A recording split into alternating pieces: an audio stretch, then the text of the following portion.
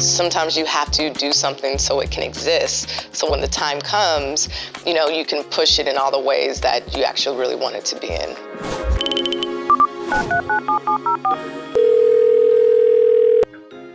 My name is Deniese Davis, and I am the CEO and founder of Reform Media Group. I was born and raised in Las Vegas, Nevada. I was very mature at a young age and also got into sports and found myself creatively in all the ways. And my journey into my career now actually started for me in my childhood. I ended up having an elective class my junior year that was called Sports and Entertainment Marketing. This teacher really took an interest in me and my interest in questions and started allowing me to take the camera home to play with it and to make my own videos. He taught me the basics of Adobe Premiere Pro, and that was the beginning of me learning how to edit. I really soaked up this just new hobby that I was introduced to, that by the time I was a senior in high school, I was the producer, director, and editor of our daily video announcements, and that was my new identity. That was my role.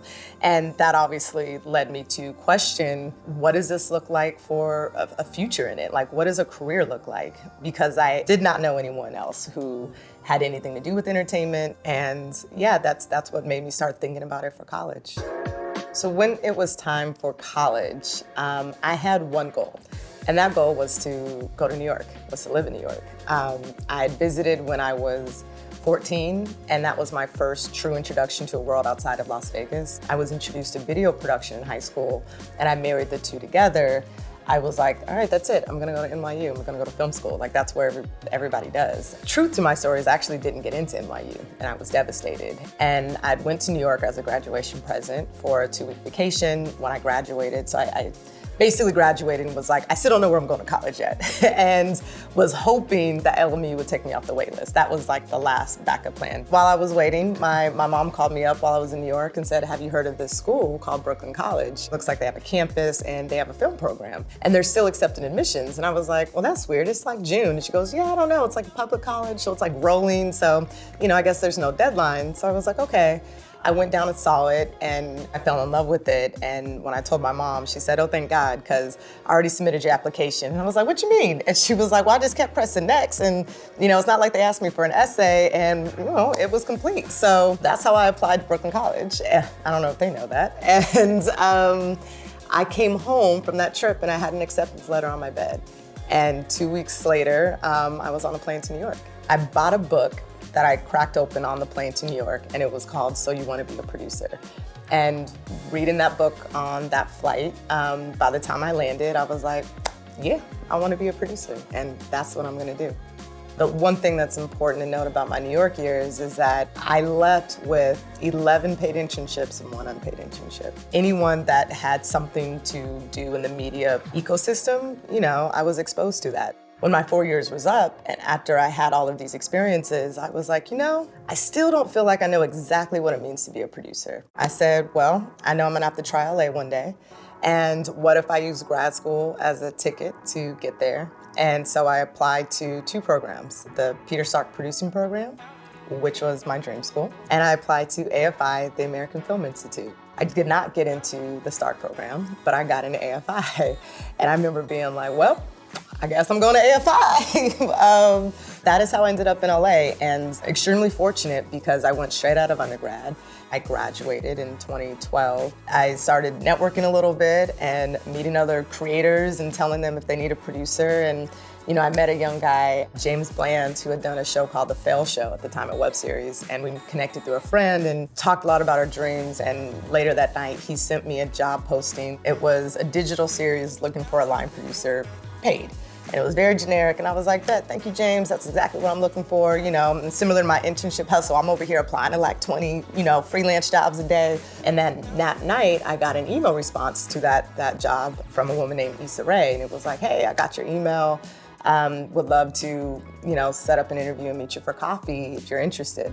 I will say that meeting clearly changed the trajectory of my life for a variety of reasons. I met Issa 2 weeks before I graduated, so very kismet in terms of my post-education journey. But, I spent the next 3 years being a freelance producer. I did everything from producing and line producing with music videos so many short films. During that time, I also continued to work with Issa. I mean, we did a scripted podcast at that time. We did 2 other web series together, a bunch of sketches, and that was always like a beautiful creative relationship because she'd call me up and be like, hey girl, I wrote these sketches I want to shoot this weekend. You think we can make it for $800? And I'd be like, hell yeah, we can. And and then we go out and shoot it. And when I wasn't working with her, I had to pay the bills. So I was just hustling. And in the summer of 2015, Issa called me and was like, hey girl, so my HBO show, the pilot's moving to Greenlight. And I told 3 Arts and HBO that I'd really love you to be on this team. So the line producer is gonna reach out. And I was like, well, what am I gonna be doing? She was like, oh no, brother, that's what you're gonna figure out with them. So I was so excited and proud and happy for her, and also, extremely honored for various reasons. She had my back and asked to make sure that I was gonna be a part of this journey with her. So with Reform Media Group and creating this company, I had to sit down and say, okay, you're not working for anyone else's brand anymore. So what do you like? What stories do you want to tell? Ultimately, what I decided was that I love everything. I love a good drama. I love a good Western. I love musicals. I kind of love everything. And more importantly, I also felt like it was too limiting to say, oh, I'm just going to focus on Black stories. I'm like, look, I'm multiracial, I'm queer, I'm from Vegas.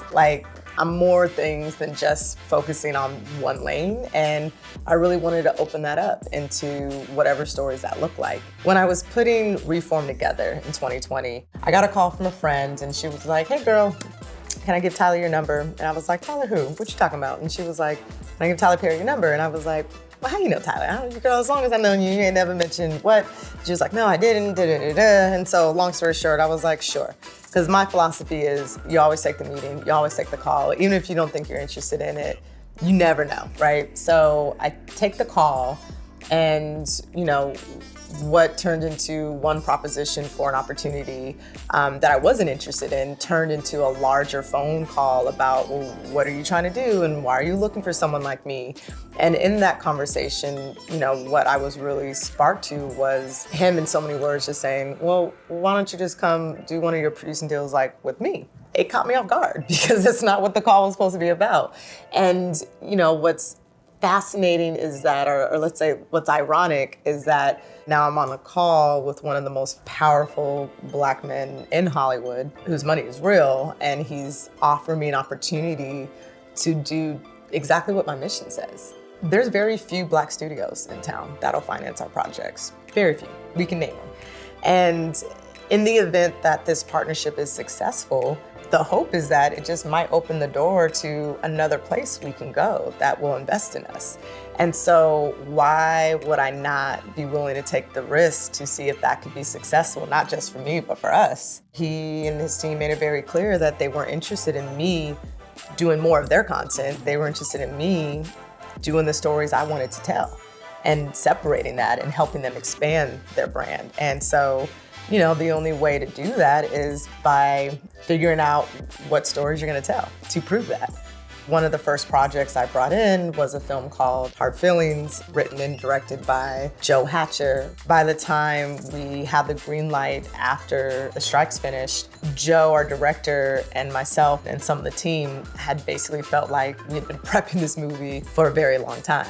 And I personally feel like that it's probably why we were able to pull this off so successfully in the time that we had, because we had spent so much time with it and how we were gonna achieve it. And what makes something really special, especially when you do it in a low budget capacity, is when everyone is there for the same reasons, which is we wanna make something great. So my advice to you would be, first and foremost, don't be afraid to take any risk, right? And not be afraid to see where the opportunity will lead you.